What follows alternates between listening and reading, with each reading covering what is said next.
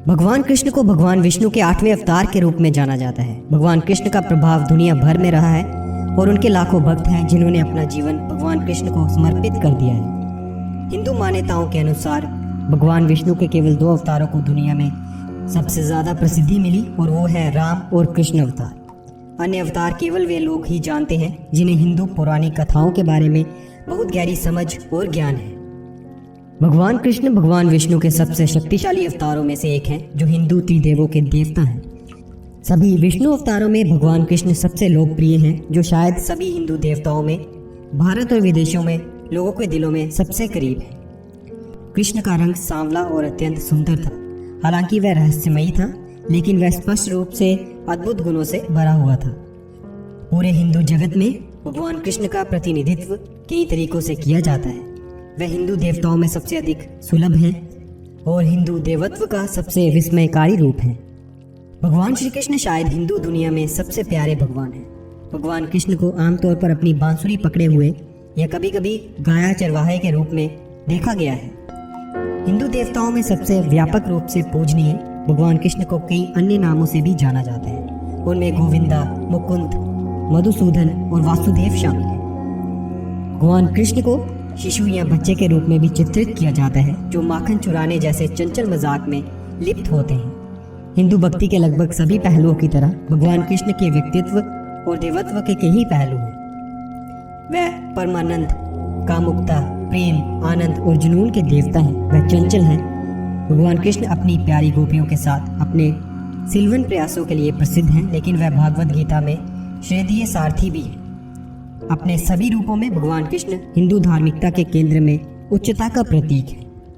भगवान कृष्ण के जन्म का कारण जानने की कोशिश करें तो भगवान कृष्ण वासुदेव और देवकी के 8वें पुत्र थे। वे प्यार, नटखटपन और शरारत के प्रतीक थे। भगवान कृष्ण अपने मामा कंस को मारने के लिए पैदा हुए थे।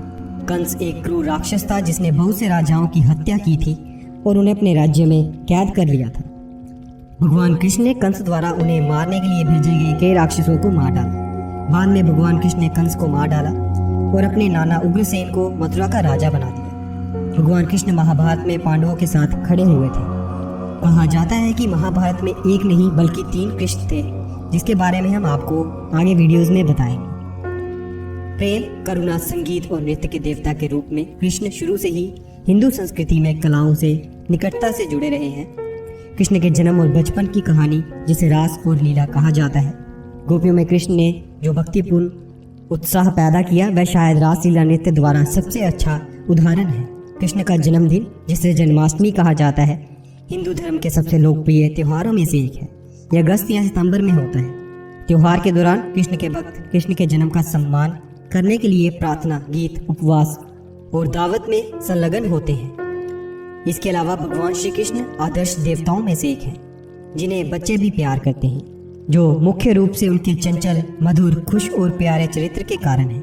जीवन में इतनी सारी समस्याएं होने के बावजूद उन्होंने अपना जीवन एक उत्साह की तरह जिया है। हिंदू धर्म के प्रमुख देवताओं में से एक के रूप में भगवान कृष्ण मानव जाति की उस आकांक्षा का प्रतिनिधित्व करते हैं जो दिव्य है, और उनका चंचल स्वभाव जीवन की चुनौतियों का सामना करने के लिए नैदिल रहने की एक कोमल नसीहत है।